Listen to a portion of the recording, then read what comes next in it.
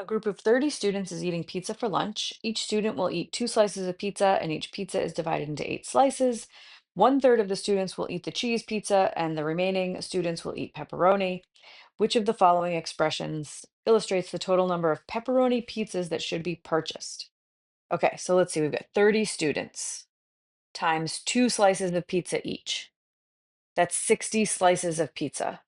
So that's number of slices, right? But each slice is 1/8 of a pizza. So we could do 30 times 2 times 1/8, right? That's how many pizzas. This is number of pizzas. Okay, and then how many of those need to be pepperoni? Well, 1/3 is cheese, which means 2/3 is pepperoni.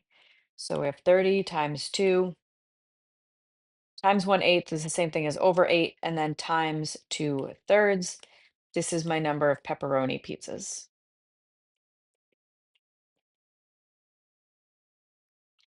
And that is option A.